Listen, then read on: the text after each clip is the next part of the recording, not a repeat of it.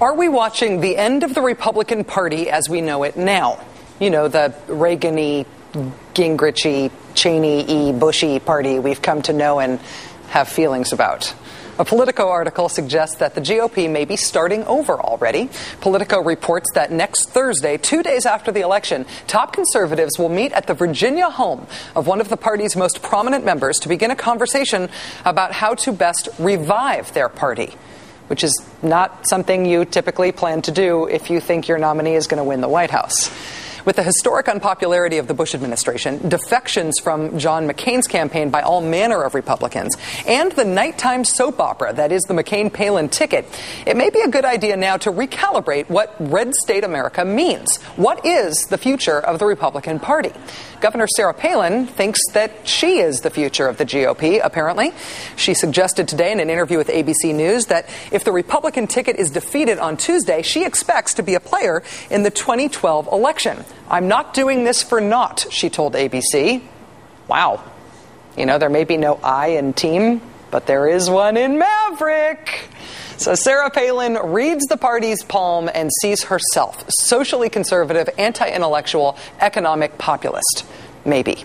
But there are as many different types of conservatives as there are waves in the ocean. What does Libertarian candidate Bob Barr see in the future? He's on the ballot in 45 states. What about the Constitution Party's Chuck Baldwin? He's on 37 state ballots. And what about 2008's grassroots sensation of the right wing, Republican Congressman Dr. Ron Paul? Dr. Paul stole the show at the Republican primary debates, largely by setting himself apart from the perceived pillars of the GOP. And last month, at a third-party candidate's press conference in Washington, Dr. Paul announced he would not support John McCain. So what is the future of the Republican Party, and who's going to be heading it up? Joining us now, former Libertarian presidential candidate, current Republican Congressman Ron Paul. Congressman Paul, thank you so much for joining us tonight. Thank you. Nice to be with you. I should speak more precisely and say that you were the Libertarian Party's nominee for president in 1988. You were a Republican presidential candidate this year. Why did you decide to stick with the Republican Party right through the primaries and not try to be the nominee of the Constitution Party or the Libertarian Party this year? Mainly because the laws are very biased against people doing that. Some states won't even allow you to do it. But the system is not very democratic for third parties and alternate choices. All the rules and all the laws are written by Republicans and Democrats, so it's very hard to get in the debates. If I hadn't been in the Republican primary, I wouldn't get into the debates. It's very hard to get on ballots. Although they've done relatively well, it takes a lot of money. They'll spend half their money just getting on ballots. So the system is very biased against competition, and that's the reason so many of us, and I think a large number of the American people, in spite of this horse race going on, a large number of the American people, if maybe not the majority, think that really they don't have a good choice and that the system is very biased and that the status quo is going to be maintained.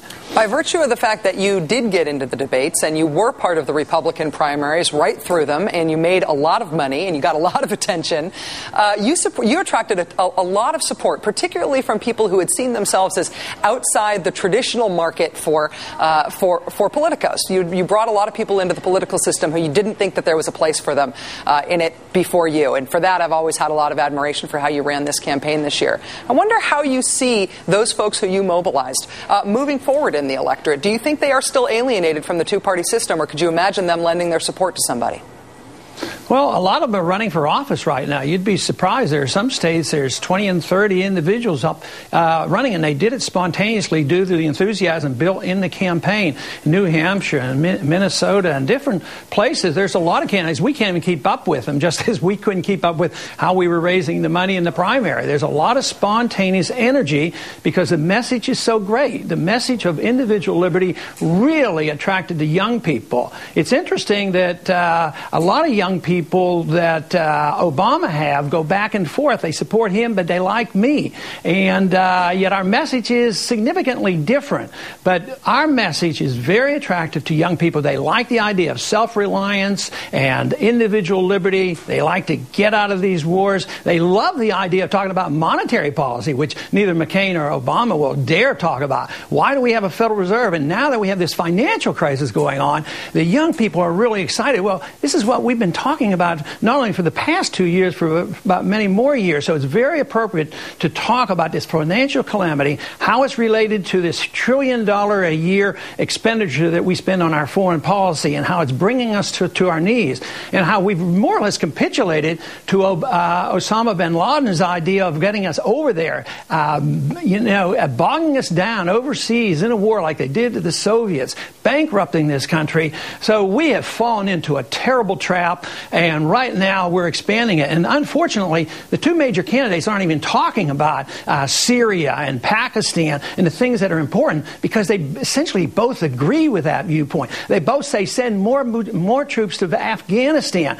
And quite frankly, I am not expecting the troops, regardless of whether Obama wins, that they'll be home in 16 months. And that is just pure political talk. Both candidates support the same foreign policy, same monetary policy. Neither one talks about, balancing the budget. So the young people want to hear something different. They love the message of individual liberty. They love the idea of defending the Constitution. That old-fashioned idea. And that's what has energized our campaign. Actually, it's given me a lot of energy as well. Former presidential candidate, current Republican congressman, and political phenom, Dr. Ron Paul, thank you so much for joining us tonight, sir. Thank you.